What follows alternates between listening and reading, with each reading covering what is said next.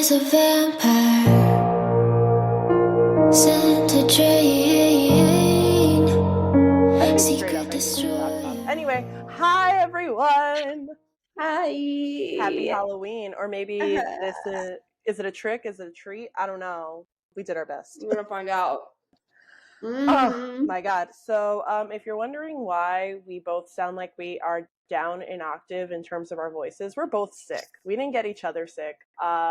So that's cute. But at least for, I think also for you. Not Rona. Love that. Not Roni. I love that. I love that it's not Eroni. I got my flu shot was it 2 weeks ago? And I felt like the flu shot, weariness the next day, and then I was good for a few days, and then now I feel like I have the flu. But judging by how I look today, what might have happened was maybe I'm undead. Or you sucked the blood of somebody dead for a little bit. I mean, could go either way. That's what we had learned today. Well, that's what we had learned with Interview with the Vampire. I, however, found the flosser TikTok, and so I was like, oh my god, that looks dumb cute, so I'm gonna try it. So here we are. For those of you that are watching our faces, you get a treat. Don't worry though, social media, you'll find us. You'll see our beautiful makeup faces. Ooh, lag. I love this for me. I love be-makeuped. Amazing. Again, I do feel my eyes could have been better, but like I love my mouth. I think the whole thing is giving Coraline. Oh my god, you know what's funny? Keith was like, okay, Sally, and I'm like, for someone that really doesn't love Tim Burton or Nightmare Before Christmas, you oddly know characters. Just saying. Straight to jail, Keith. Straight to jail. See, he's a terrible goth because literally he in high school and even now is very much like, because tonight will be the night that I will fall for you. But he's like, Tim Burton? Nah. No. I told him I was watching Goosebumps on Disney Plus, which also how is it? It's cute. There are still some like little jump scares, but not like Fall of the House of Usher. Also, guys, we've been really busy. Oh my god, hold on. So we've been really busy because we did not read Interview with the Vampire. We've been busy watching other Halloweeny like spooky things. I'm so happy and grateful. We both watched Fall of the House of Usher. Oh, is it not perfection? A++. Like, if you like Poe, it's all the Poe in one. Oh my god. And I never thought how how beautifully streamlined that can become. And I really do think they did a great job with that. So, chef's kiss. I think there's so many overlapping themes in Poe that it made it really easy to just one after another, after another, after another. And it just slapped. Yeah. And it was like a modern telling of it. And it just, like, again, like Succession, but make it Edgar Allan Poe. Yeah. And I also did my nails. Look at that. Dia de los Muertos. What up? And I started Goosebumps, like I said. It's cute. If you were that Scholastic cutie at the Scholastic Book Fair, and you were one of the ones that would always look for the Goosebumps books, and you would be really tight when you were one of the last classes downstairs, and you couldn't get the trauma. This is a great way to have that extra fulfillment in your 30s. I saw a meme about it. Sorry. And I have this question. Did anyone actually read their Goosebumps books? Yes, I did. Oh, well, of course you did. I also all wanted them, but like, who actually sat and read all of them? Oh, not all. I read definitely Tower of Terror. That one slapped. And then I forgot, there was one more that I read. I think it had to do with a mask, like a haunted mask that didn't like remove itself from the person's face. I read that one. That was terrifying. Yeah, but so good. And are these makeup wipes? Oh, fuck me. I was like, ooh, maybe I had forethought and brought some tissues with me. No, I didn't. But once, I'm not gonna lie, once I found Christopher Pike, his horror stories, I feel were like a level up from R.L. Stine. where like it was more geared towards like teenagers versus like middle school-ish. Yeah, school age. Yeah. Which is fine. But again, like if you do love R.L. Stine and you kind of are into the whole like YA vibe, check out some Christopher Pike. Honestly, like he kind of slapped. And I feel like I feel like you didn't really hear much about him as a whole. And he was hella prolific, like ridiculously. I feel like all of this got interrupted when Twilight came out, though. Yeah, probably. Yeah, I could see that. Segue. Yeah, thank you for the Sagoo. So, okay. As you all know, our copies of Interview with the Vampire caught fire in the sun.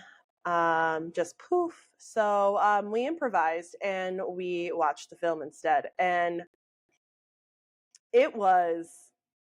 It was. And in addition to that, we both read some vampire short stories. I picked them out because I was just like, are there any in the world? And I said, wow, look at that. And I said, these, according to the reviews, were the best. Take your pick. Yeah, right. Don't worry. Same look for mine. But we were virtually watching Interview with the Vampire together, and I think that made it that much more enjoyable, to be honest. Wow, my phone is not recognizing my face, and it's really funny right now. Wait, that's hilarious. It's like, you undead bitch. Stop it. Stop trying to open this phone. Oh my god. At least as I was watching, I was taking some notes of things that made me laugh and just some overall thoughts.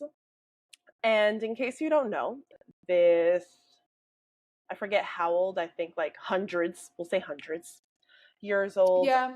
1700s was when he was turned, so 300-ish. Thank you.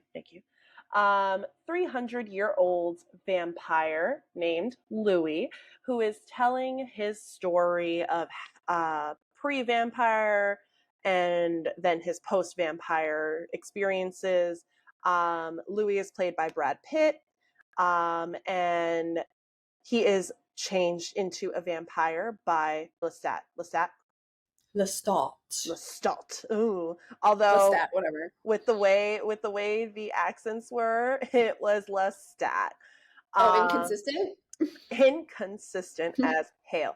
But Lestat is played by Tom Cruise, and the reporter who is being told the story is played by Christian Slater. And we have some other amazing guest stars within it who really, I think Christina agrees, stole the show. Yeah, I mean, let's get into it. Ultimately, with the novel, what made you draw a line? I think it was just the slow pace of his autobiography and like the style. I normally like first person narratives quite a bit.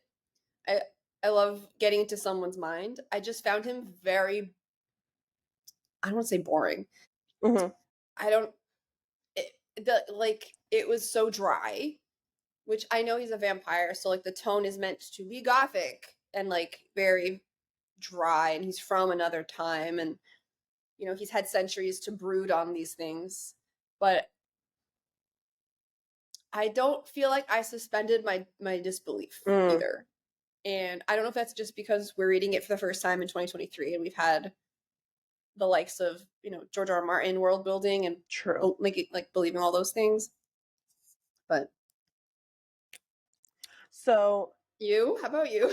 So okay, I got a little further in the book because first I was really trying to give it the college try, because I agree with you. I feel like the novel itself, the way that it is written, is very like, it drags, because and I feel like that is meant to represent like how terribly Louis feels about being a vampire, as well as like how long he has been kind of like reflecting on his life and his actions and such. because like he really hates himself, like straight up.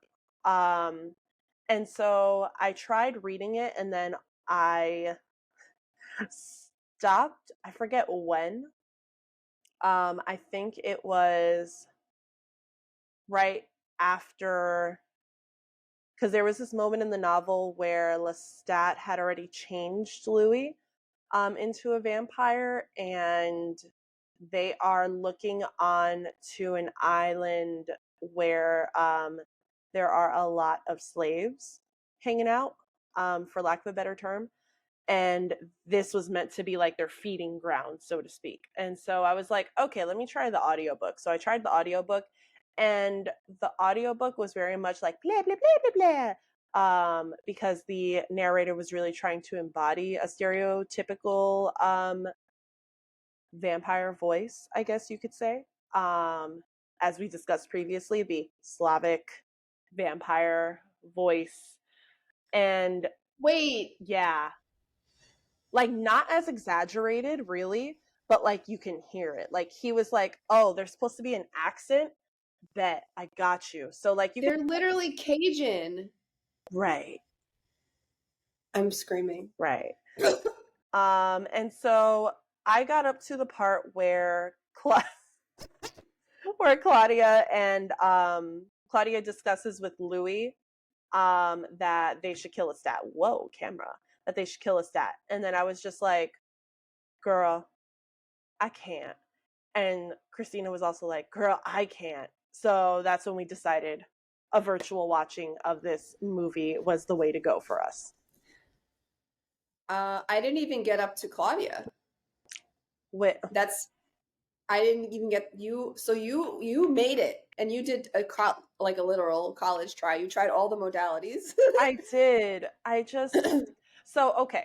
Other fun fact about like me, I don't know if Christina also shares in this, because I feel like I'm also learning about you as a reader, as we kind of go on with this podcast. I have never like stopped reading a book like fully. Like I am very stubborn, and like at least when it comes to certain things, because I'm like, I started something, I want to see it through. And so I mean we did see this through in some fashion, but even with books that I absolutely like hated, I was like, no, what if there's a turning point that will make me like maybe it'll neutralize my hatred of it, you know? Usually like I have that stamina that I can like power through.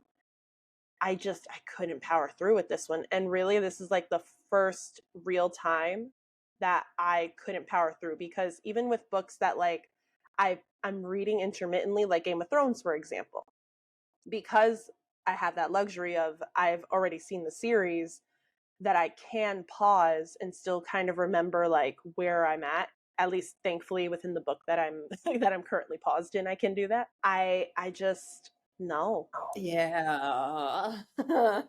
Have you ever like straight up stopped reading a book I like you have with Interview with the Vampire?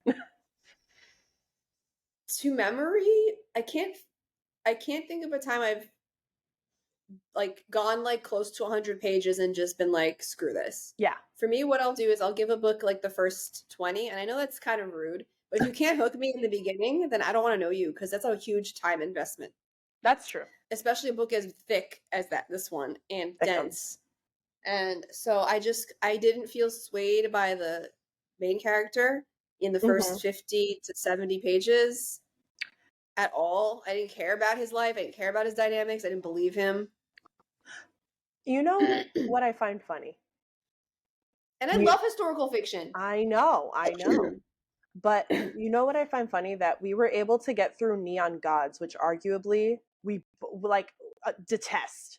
We were able to get through it, but we couldn't get through Interview with the Vampire.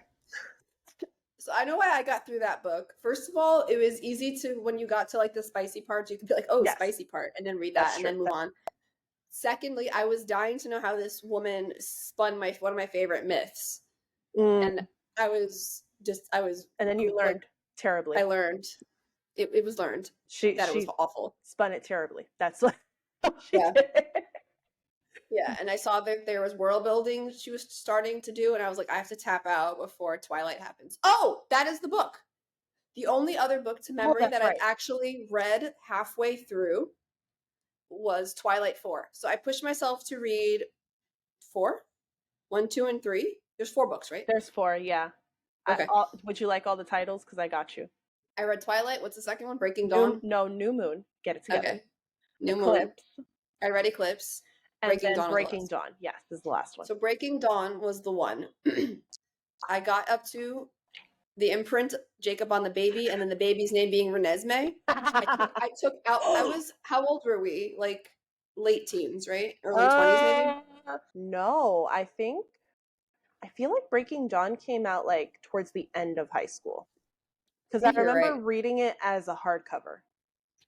I read them all 2008, you're correct, in our senior year of high school. Mm-hmm.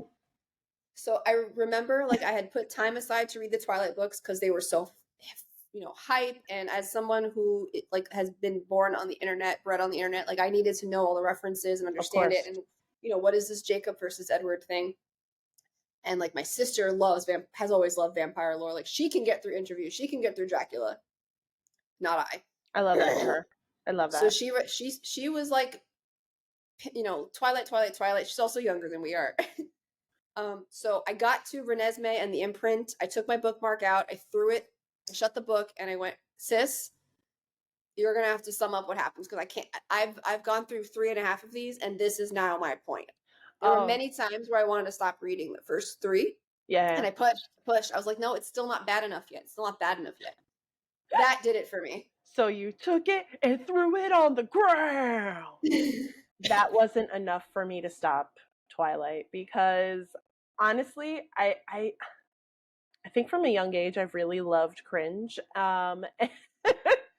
Whether I wanted to admit it or not. Like I didn't love Twilight because for me it was always Harry Potter versus Twilight. And Harry Potter always won. Again, the story itself, not the author, because she's trash. Both authors are trash, TBH. But I agree with you, at least when it comes to a really good fiction book, especially if it's in some sort of like realm or like even like an adjacent realm to a real world existence, there needs to be some sort of like world building. And part of me, okay, hear me out. I think part of me feels that if we started with like a bit more interesting or having like a fluctuating narrative, similar to how it was in Neon Gods and in Game of Thrones as a whole, I think that would have elevated this to a different place in general. So I think especially based on the short stories we read, I think up until Anne Rice, vampires were like this mystery. Yeah. And even like when we talk about our stories, I'm sure they're very similar. Like it was always accounts of people who met a vampire and then survived and talked about it. And like Dracula is literally whatever his name is, the main character who's telling the story through letters about his encounters in Transylvania and his time there and who he met. It's not Dracula telling anything. It's someone making up the idea of what they think happened with this ethereal being, So I think up until like this point, we never really saw the inside scoop of what it is to be a vampire. So I think Anne Rice took Louis, and Louis was supposed to have some humanity left to him, right? Which is why goths stan Interview with the Vampire, because he's still like a feeling, brooding intellect, right? Whereas Lestat is the monster that we see in these other stories. Yeah, but he is also, at least in the movie, very cultured. Mm-hmm.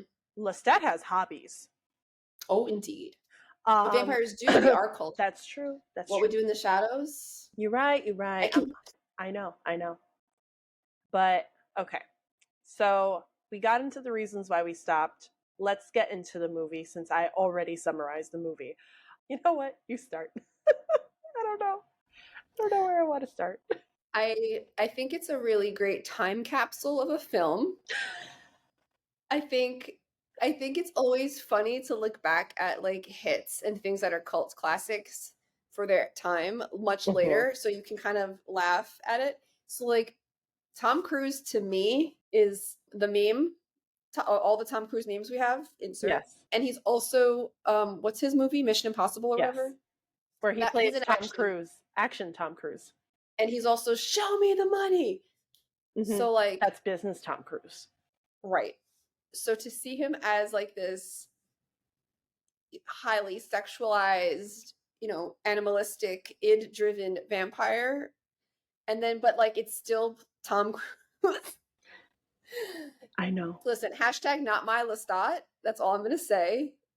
I know you disagreed, but I also strongly I don't like Tom Cruise, and I know it made sense to have him and Brad Pitt in these roles in 1990, whatever. Like, who else would you have had? Those were like the hottest dudes. Yeah. And then Antonio. It was, so at least back then, having those two specifically, Tom Cruise and Brad Pitt, was very much the equivalent of in Zoolander when Mugatu says like, Hans is so hot right now. Like, it's 1994. Oh my god. Oh my like god, the we peak were of four. Brad Pitt. We were little babies. We were, yeah.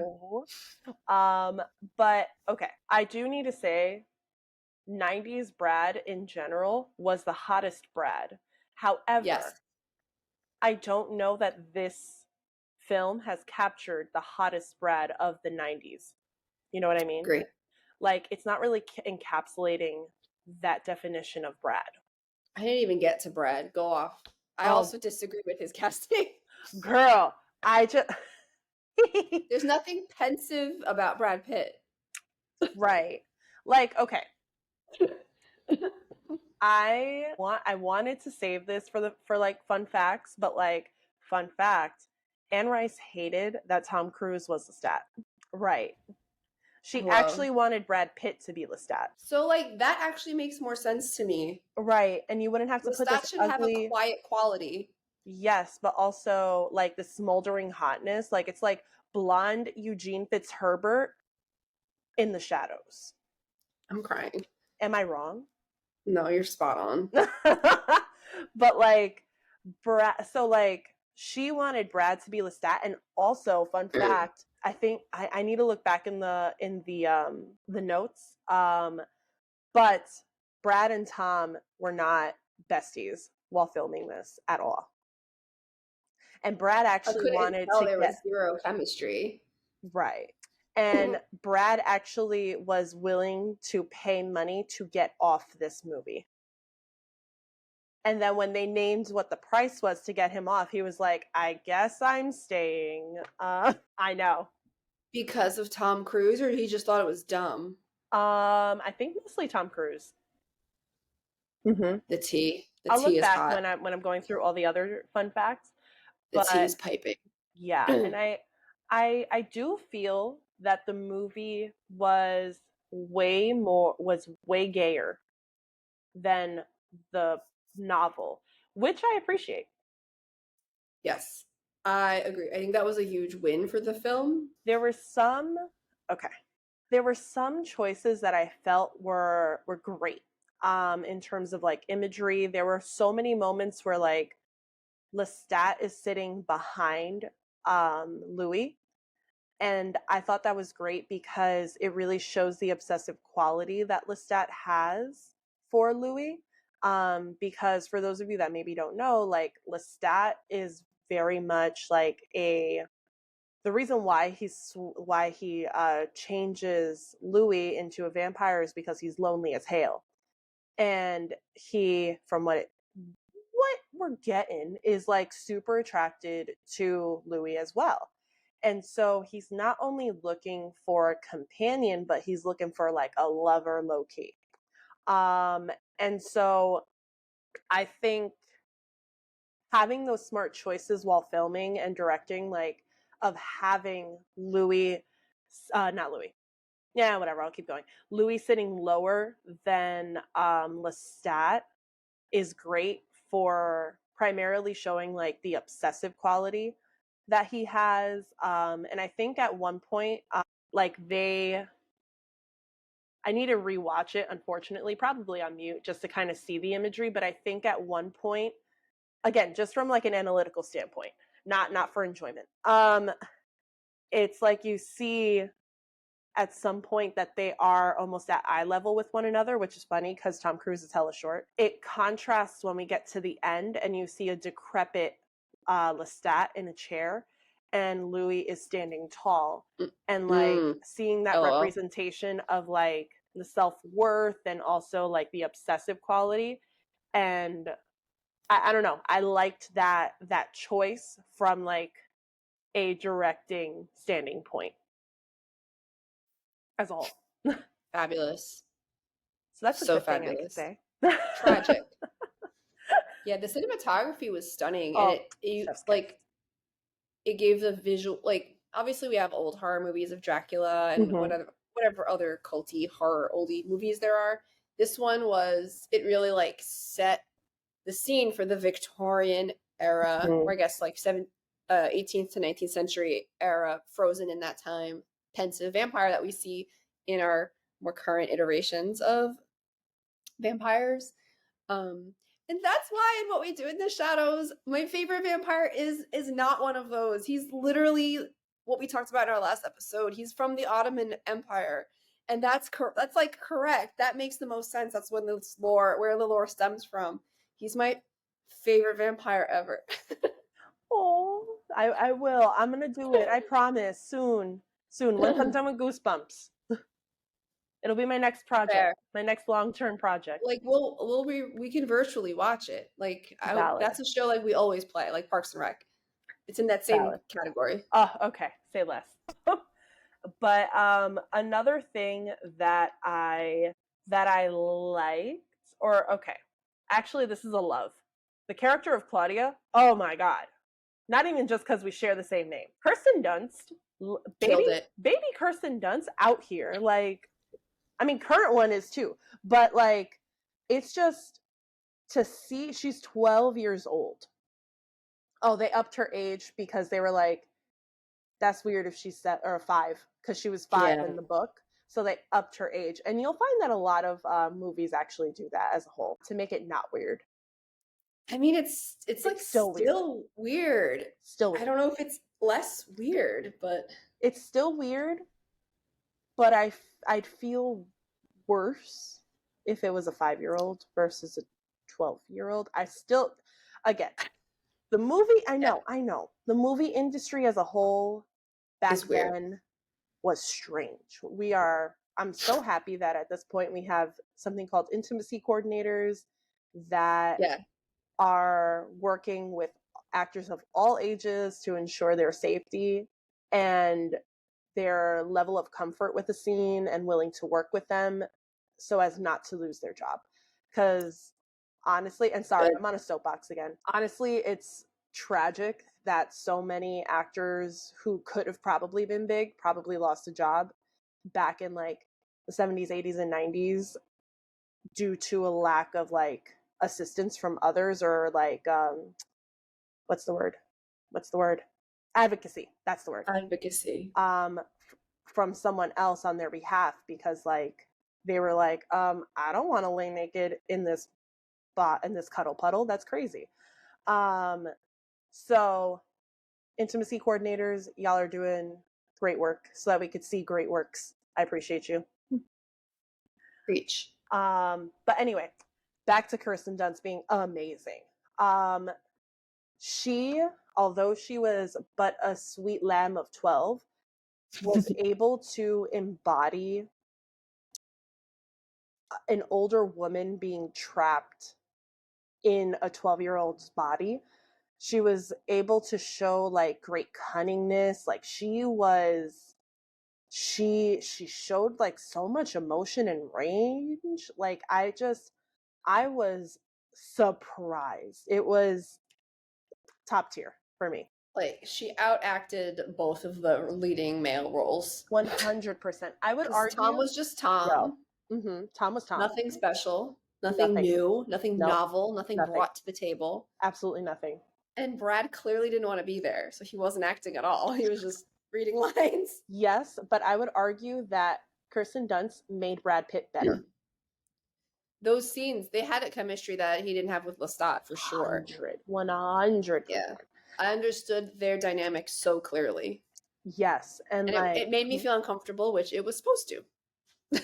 Yes, but like I don't know. I think that if it was all just surrounding her narrative, I'd be more like, let's go about this movie. If she was the vampire that was being interviewed, I'd be about it. That'd be so interesting. Like 100 years through the eyes of a seemingly 12-year-old. Yeah. That is just, it digs deep, you know? Yeah, because like she also explores through this character, basically she has, I would say, 2 gay dads, but really 1 gay dad, because like so Lestat was just like, yo, I'm gonna bring this child in for the sake of our union. But he didn't necessarily want the child, whereas like Louis did, low-key. And so coming from that lens that like she is lacking like that maternal figure in her life, despite Louis like doing all this shit for her and being like a top tier dad, she still yearned like to have like boobs, basically, to be a woman. And she also wanted someone that was a woman to also be part of their family to kind of like partake with. And I like that. I'm assuming this was done in the book, but I like that we saw from Anne Rice's perspective, her, what she wanted to convey vampires is that when you lose life, here are all the things you then get to observe from the outside as a vampire. So I thought that's why I think Claudia's character is the most interesting, because we don't think about that. We think vampires are just lecherous all the time, but maybe not all of them can be. That's true. That is true. Oh, it parallels. So you told me that she wrote the character Claudia after her child who passed away in your childhood. Her child never got to do the things Claudia also could never get to do. Yeah. Grow up, basically. Honestly, that was the best writing. Claudia's character, best writing. And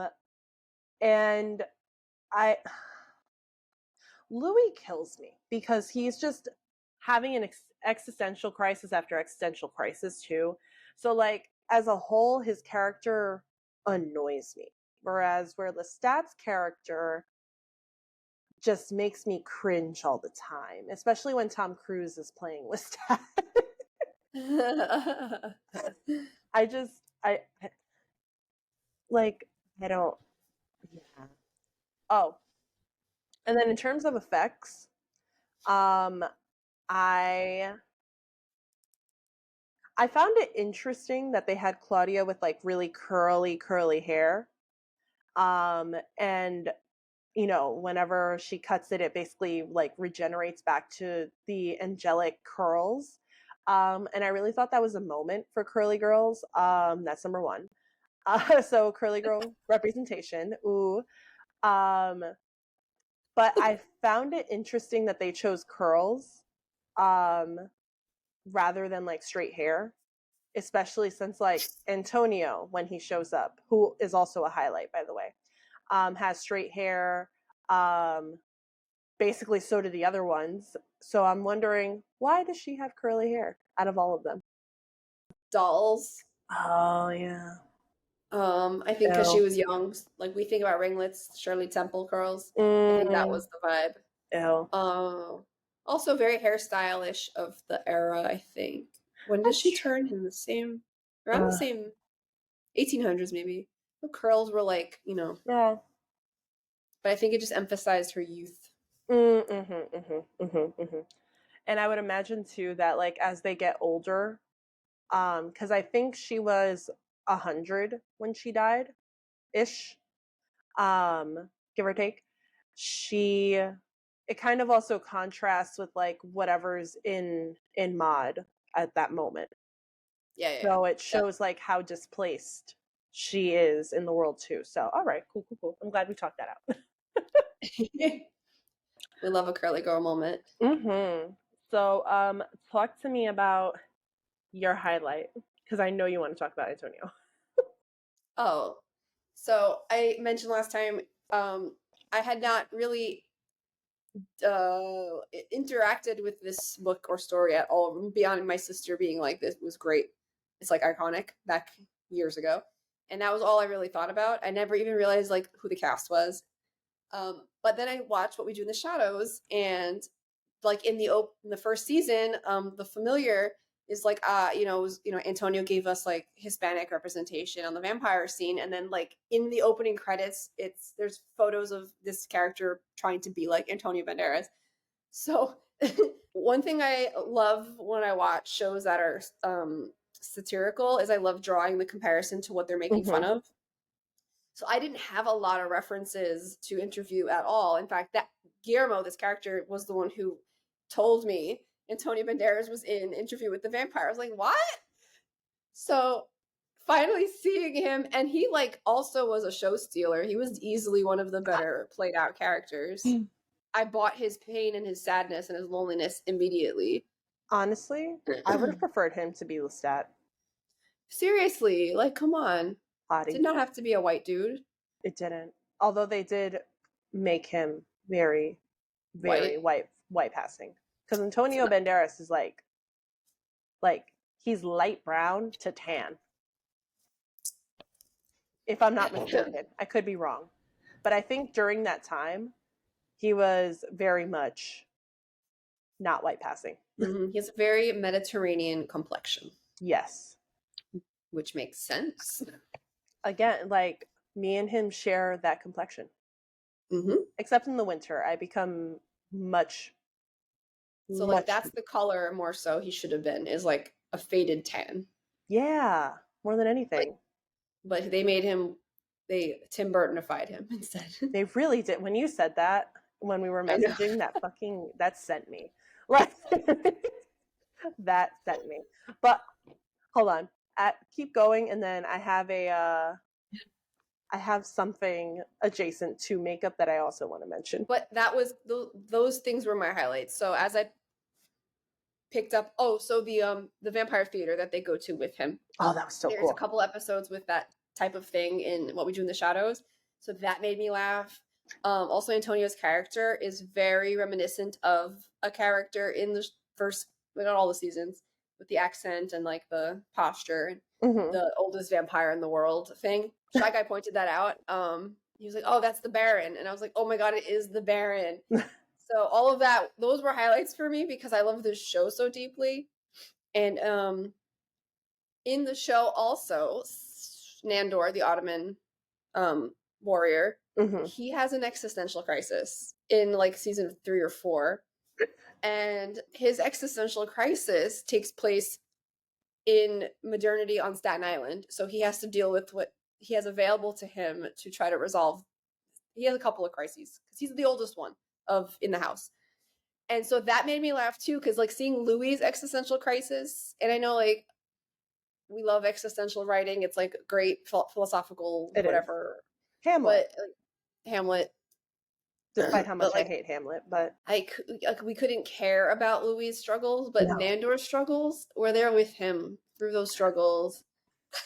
So my only context for Nandor is there was this TikTok where it's just like the TikTok was Latinos coming to America through Ellis Island. Oh. LOL. Amazing.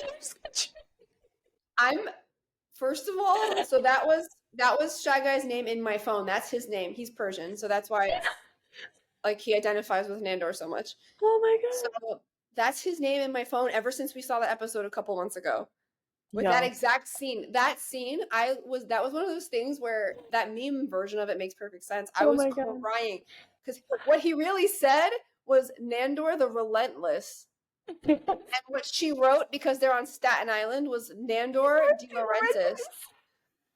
Dude, that's the whole show. Every joke is like that. We were freaking peeing our pants. I'm trying so hard not to laugh off because all of this is eyeliner. So eyeliner always smudges on me. So I'm just like, stop it. We were beside ourselves, crying at just the mishap and the reality of such a thing happening to somebody. Oh my god. So then coming back to the makeup, why did they make Tom Cruise blonde? Like talk about color theory and undertones. Like, did you miss the memo? Oh my god, I need to share this with you. Go. It's also a fun fact, but I wanna get it correct. Excuse me. That's my window with Antonio Banderas. Please hold. Find upside down. Happy National Chocolate Day. Oh, I found it. But also yesterday was National Black Cat Day. My baby. Baby. Love you, Toothless. Miss you too. So, since you mentioned undertones and all that. Oh god. Actors playing vampires had to hang upside down to get into character. To get the creepy, veiny effect, all actors playing vampires were reportedly required to hang upside down during makeup application. This would cause the blood vessels in the face to bulge, allowing the makeup artist to trace the veins and create the eerie, translucent skin look. Okay, just tell me these fun facts, please. I need to know. Because you're like, this is infinitely better than the movie.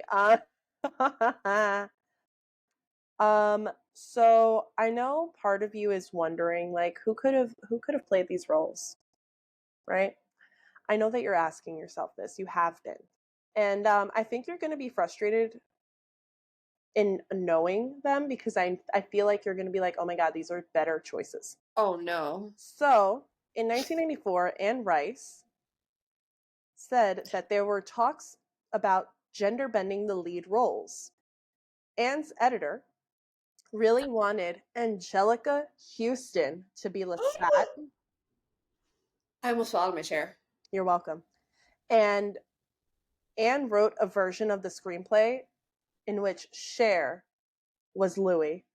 Oh, Are you kidding me? Swear to God. Where is this version? Where is this? Who's doing this? Who's going to direct this? I don't know, but I need it. In this quote, there is an outdated term. So I am going to edit it as I read. So it says here, and I believe this was said by Anne, Julia Phillips and I were developing that together. And the whole idea was that Louis would be a trans woman. They wrote the other word that was very popular. At that time in history, you could own your own plantation and run things if you were a man, but you couldn't if you were a woman. It was the French law. So this was a woman who they listed it here as dressed like a man, but like either way, you have to live like a French man to carry that out. Correct. Also, Daniel Day-Lewis was considered to play Lestat. He was very close. Oh, right. Have you Bill the Butcher? No, literally. I've Gangs of New York. Yes, but I didn't see the second half. I saw. Okay, so back in the day, remember when there were like 2 set DVD? I only saw DVD 1 because I will rewatch that any day you want. Hell yeah, I'm down. I liked it. But I was working at Starbucks at the time and I had open, which consisted of getting up at like 3:30 in the morning. 2 in the morning, so yeah. It just, no. I know it was more so for the people. Because we lived through that together. We did. Like, you would get weather reports from me. I'm sorry I stopped. Yeah, I would wake up to full conversations. Yeah, from 3 hours ago. Yeah, that I'm having with hypothetical her if she was awake at that time. Anyway. Yeah. But yeah, he ended up declining. He knew what was good for him, but he would have killed that role. Oh, he would have slaughtered it and probably would have made us like it more. Oprah is not a fan of Interview with a Vampire. The book or the movie? So the movie. Oh, is it on her book list? Probably not. Interesting, Oprah. During an LA screening of the movie, before its release, the world-famous host was so shaken that she left before the end. Shaken? She was What shaken. a time. I know, and that's my birthday twin. Like, I'm surprised. It was revolutionary for its time. And unfortunately, I think that's a huge part of why we felt it was boring. Because it's been done over and over again and perfected. I wouldn't say boring. I would say cringy. Because it's, for me, it's more so... Because, like, I still stayed with it. I found it entertaining because I found it funny. But I know it's not meant to be funny. Right. But I'm also a walking contradiction where even, like, scary movies, some are, like, top-tier comedies. But it's all about who you watch it with. True. Christian Slater was a last-minute addition. The actor who was supposed to play the interviewer, he actually tragically passed 4 weeks before he was supposed to start filming. I know. And Christian Slater, he's such a sweet king because he stepped into the role and he donated his entire salary to that actor's favorite charities. What? And he didn't know him at all. Or rather, he didn't know him well, like, at all. You know, he didn't want any bad juju. Correct, but also king. King. I like him. He slayed Mr. Robot. He could stay. Also, that was Kirsten Dunst's first kiss on film. Everyone at that time was like, oh my God, you're so lucky to kiss Brad Pitt. But she was like, it was gross. And she was like, I didn't kiss anyone else until I was 16. And she considers herself a late bloomer because of that. They say these child stars get all messed up. Okay, so this is the part about Brad Pitt having a miserable time filming. Excuse me. During an interview with Entertainment Weekly in 2011, the interviewer told Brad that he looked miserable in an interview with them. He did. Brad agreed. He was like, I am miserable. 6 months. He goes playing the bitch role in a movie that turned into a Tom Cruise vehicle. If not Kirsten Dunst, who do you think could have been Claudia? So, like a young girl in the early 90s? Yes. I don't even know who else would have... Like Mickey Mouse Club people. So, some of this actress's famous roles would come through in The Addams Family, in Sleepy Hollow. Yeah, Christina Ricci was one of them. Another actress, Save the Last Dance. No. Oh, no. Yes, Julia Stiles. And then, I didn't know that she was this age back then, but I guess, like, thinking back, it makes sense. This is deep cut, maybe. So she plays the mom in Frozen. She has 3 names. Marilyn Manson's ex. Yes, Evan Rachel Wood. Evan. Okay, that makes sense. She was young still in Across the Universe. That was like 10. I forget that she was there. Honestly, I enjoyed Across the Universe. Me too. I'm surprised because that's the Beatles. I don't love the Beatles at all. I know. Fun fact about Christina. Yeah, it's just OD. I hear you. There's a lot of repetition. Not a lot of people like very repetitive songs. I also don't like very repetitive novels. That's valid. So, but don't we all live in a yellow submarine? Also, John Travolta was slated to play Lestat within, like, the development of it. That would have been the same effect as Tom Cruise actually being casted. It would just been John Travolta as a vampire. But also, I just envision him as, like, Danny Zuko. It took 18 years to adapt the novel to... 8 years. I mentioned earlier that Anne Rice was pissed about Tom Cruise. I mean, same. So she told Movie Line that she thought that Brad Pitt would be great. She tried for a long time to tell them that they should just reverse the roles. They didn't listen. She said that the choice of Tom Cruise as Lestat is bizarre. Yes, Tom could do Louis. He could do that part, the brooding, dark, guilt-ridden, passive, reflective, reactive thing. I have one question. Does Tom Cruise have any idea of what he's getting into? No. I'm crying. But, as it turned out, Cruise knew exactly what he was getting into, and he was reportedly deeply hurt by Rice's initial criticism that he was just like, yo, I'm gonna prove this bitch wrong. So he read all of her books. He learned how to play piano. So that was actually him playing piano. No, because I swear I was joking, like he's just swaying. So I don't know. Apparently he learned how to play piano. He lost weight. And he was soaking up the atmosphere in Paris when then wife Nicole Kidman I forgot about that. to get a jump on Lestat's hedonistic lifestyle. Interpret that as you will. Interesting. And in the end, he turned Rice. I think Tom did a wonderful job. I really do. She acknowledged in an interview. I too was shocked in the beginning, and I was very much against it, but Tom really did read the books, I think, and he got the essence of Lestat. He got Lestat's power and his charisma and his charm. Charmware. I missed that. Charmware. He got all of that across in the movie. He had great skill in that performance, I think, and great power. Okay, girl. I think she saw the check that was cut and she realized she had to shut up. Also, look how cute this photo is of Miss Kirsten at the red carpet. Cutie patootie.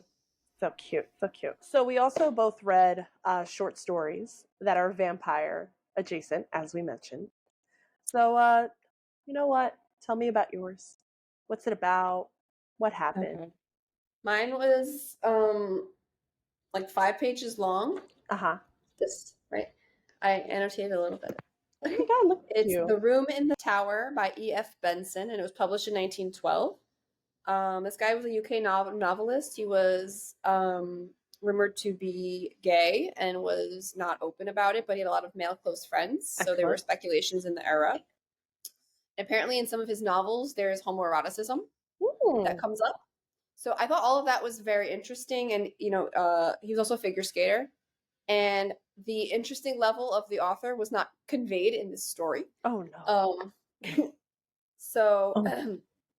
I had to do a little bit more research on it. And you know, like when Johann von Printing Press came about and we started having periodicals and newspapers and such, eventually, you know, fiction writers would submit like chapters or stories. And I think like even Frankenstein was constructed this way. Yeah, I think a lot of chapters would be published, like periodicals. There's a word I can't think of. But so E.F. Benson, this actually was a story that was one of some of his essays or short stories published in a publication. And but that was how like folks were able to read a variety of tales back then. So I guess he took like a horror perspective. Basically this character is also told in first person by a non-vampire. They're being haunted by this nightmare, a recurring nightmare. And ultimately like the nightmare comes to fruition and he lives through it. And the woman who dies over time in his nightmare is the portrait over the bed in this room he's led to. And she comes to life and she smells really bad. And then they decapitate her. And that's the story. I'm crying. But again, it's just a lot of, that's literally the whole story. It's a lot of him talking about how he's feeling in reaction to the horror. So it's like building up a mob mentality, not from the POV of a vampire. Like Louis, we get his whole story. In these types of things, which is like Dracula is told this way. This is how Dracula's written. And that's also like, I'm telling you, like I could not read Dracula. I tried so many times. I could not get past like page 20. Boring. That's how I felt with Oliver Twist, TBH. Yes. I don't even think I tried Oliver Twist because I was afraid. Oliver Twist almost killed me. I literally... You finished it though. No, I didn't. So that's number 2. There you go.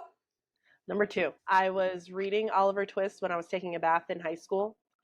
And I blinked and somehow the water was here on me because I had slumped because it was so boring that I Those almost drowned thanks to Oliver Twist. so hard pass. I'm not returning there. No.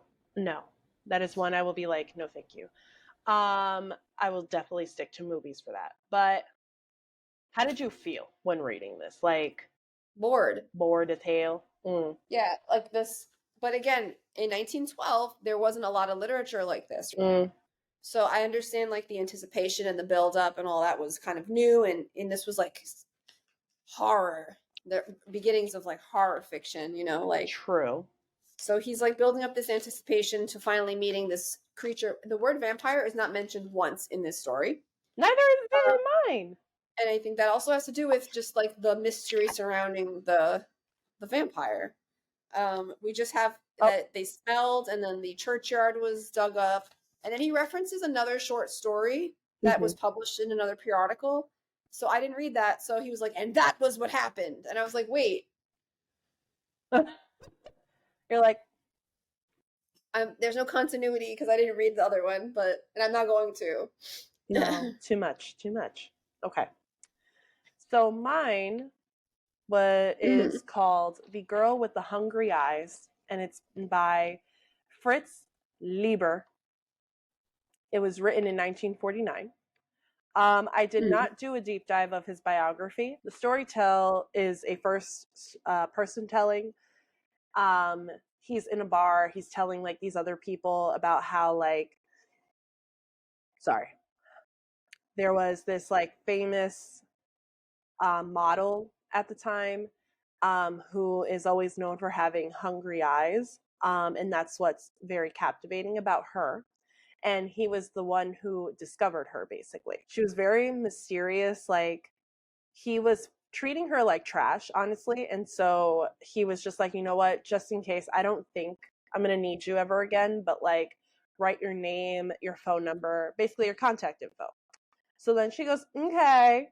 And then she walks out. He looks at the card, nothing's there. And so he's showing like a potential client his portfolio, and he's like, yo, this chick, I want her for my campaign. And he's like, shit, I don't have her contact. Yeah, sure, I'll contact her. I'll find her. He tries to find her everywhere. And like, she knows that he's looking for her. And like, she is very much like the strong character. And she's very much like taking the horns of the bull like in her grasp, basically. Sorry, post nasal. Just give that summary. That's all.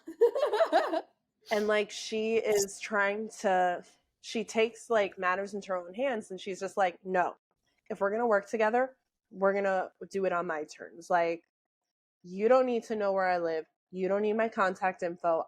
I will know when to show up. And sure enough, she does.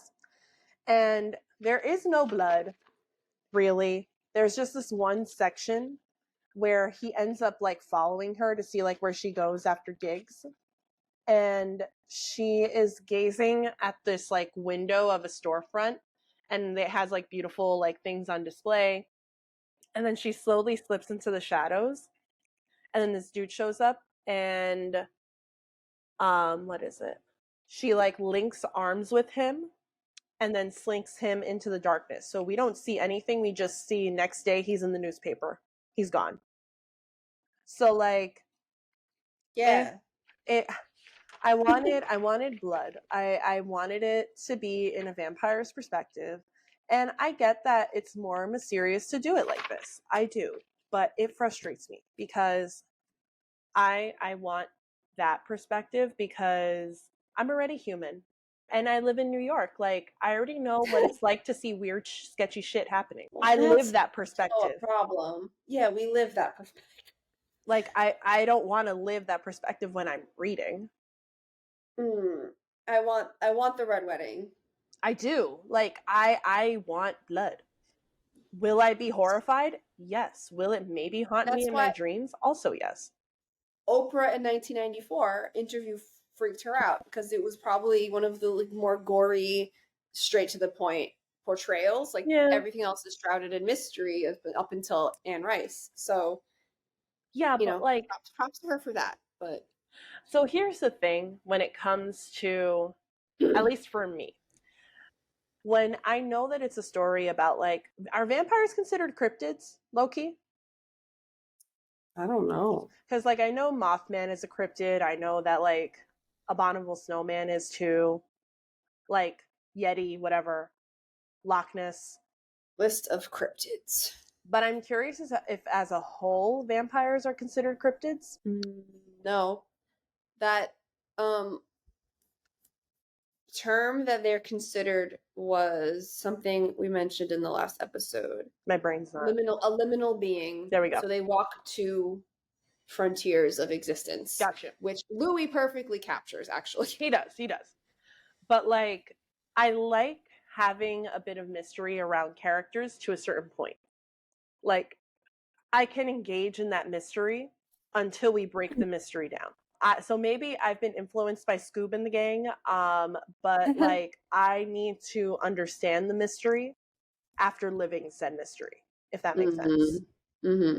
So like, you know, if you're stalking a vampire or who you are perceiving to be a vampire, I want to see the blood. Yeah. I want to see the fangs come out. I want to see the seduction. I think that's also why I was just like, you know what? I get it with Interview with the Vampire. I'm like, I get it. I see why this is alluring.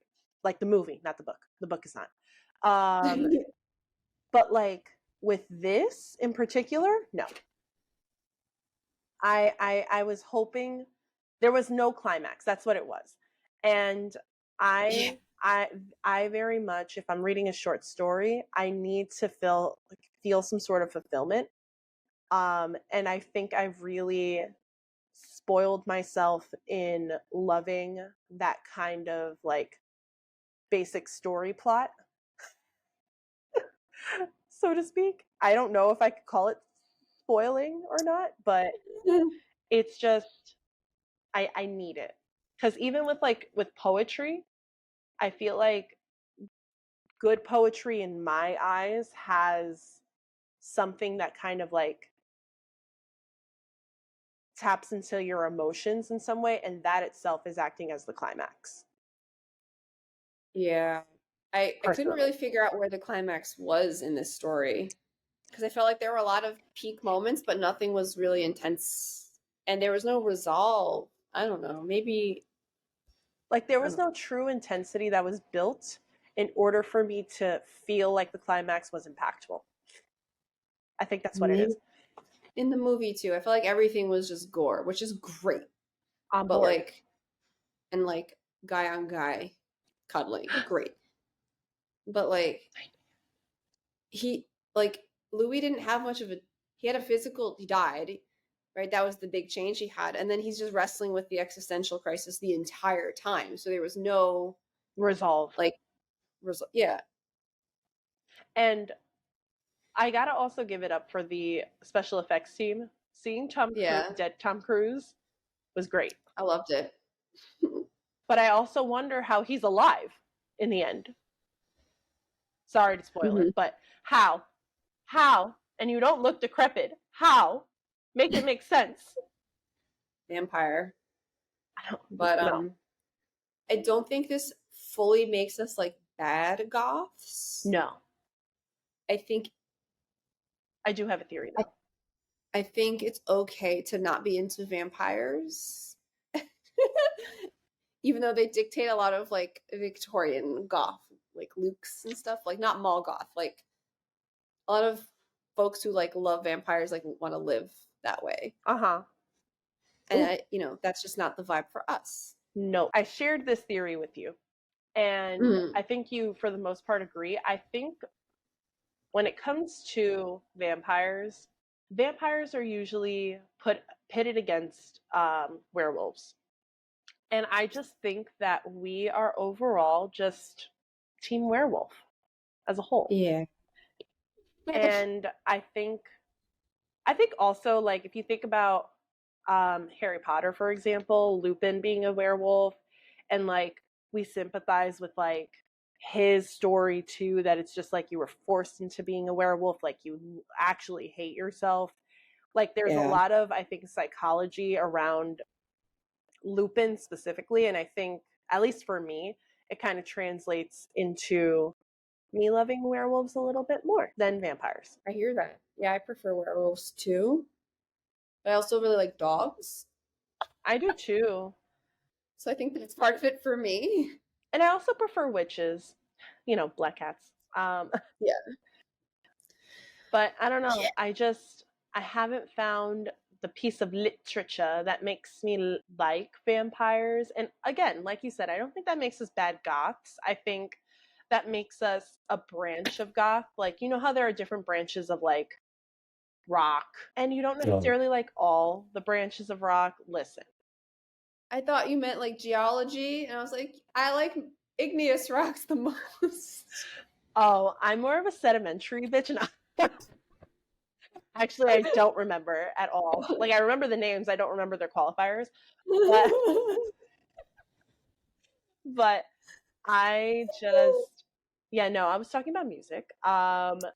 Then yes, I agree. Because you also like rock, and so in the theory of like, if you like one rock, you should like all the rocks. You don't like No. Beatles, and they're considered rock. And I don't like emo. Oh, see, I do. Because tonight will be. No.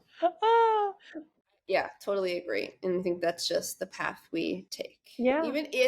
And we like Tim Burton, and Tim Burton's definitely influenced by this. One hundo. But minus the blood sucking and the existentialism of the vampire.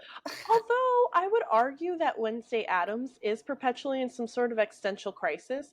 But so is Jack Skellington. That's true. But I feel like with Wednesday Addams, it's not so much a crisis, it's just being existential. Yeah. She's not in crisis, whereas Jack Skellington, crisis. Crisis. All the time. I think that if you really love cringe, if you thoroughly enjoy vampire lore to the utmost extent, if you want to see Tom Cruise play Tom Cruise and genuinely love the performances of Antonio Banderas and Kirsten Dunst, I say watch Interview with a Vampire. Definitely don't read. Don't read it. Yeah.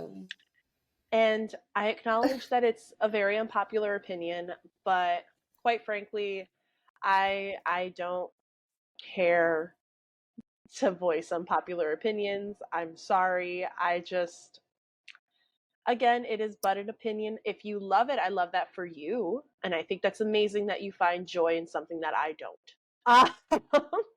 Yeah, if you read this book, like my sister, and you love it and you think it's great and it's iconic and blah, blah, like, tell us, where should we have stopped reading instead? Where should we have read up to? What should we skim back to? What about Tom Cruise's performance was iconic? Let us know. Yeah, because like I just as Christina, we don't know. We love to learn things. We love to see things from different perspectives, and maybe we weren't in the right frame of mind to see the perspective that you see. But if you hold our hands and you take us there, we'll be willing to try. And then if we still don't like it, we'll probably tell you about yourself. But like, it's fine, because we will just have a great discussion, a respectful discussion regarding it. And that is all I will say in terms of soapboxing. Blood lipstick is migrating. Oh, but like, that's okay. That's what blood would do. I know. Although, right now it's spicy.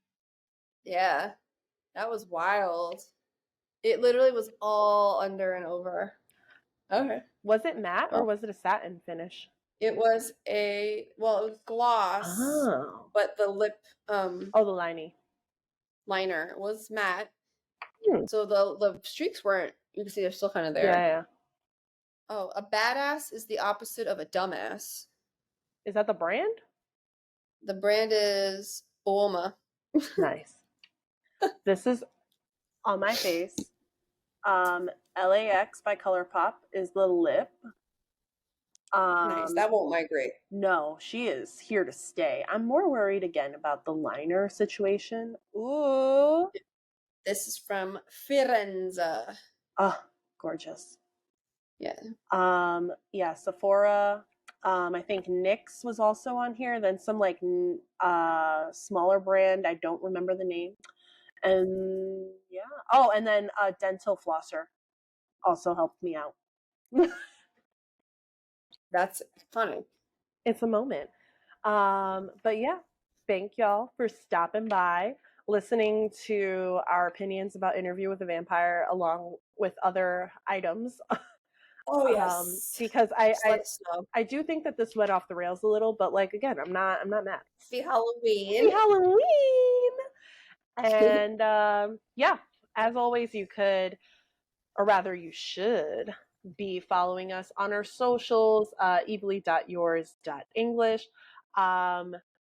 Please like and subscribe our stuff, specifically on YouTube, Spotify, iHeartRadio, Apple Podcast, and then the other ones that you mentioned last time that I can never remember. I also don't remember them. Do I have? We're doing amazing. Castbox, Google Podcasts, Overcast, and Radio Public. Excellent. Amazing. So stay safe out there this Halloween, y'all. And also, I think I'm going to ask you guys what you guys are doing for Halloween and who you dressing up as, because I think that's going to be hella cute, and I would love pictures. Let us know. Anyway, bye, y'all. Until next time. See you next month. Bye.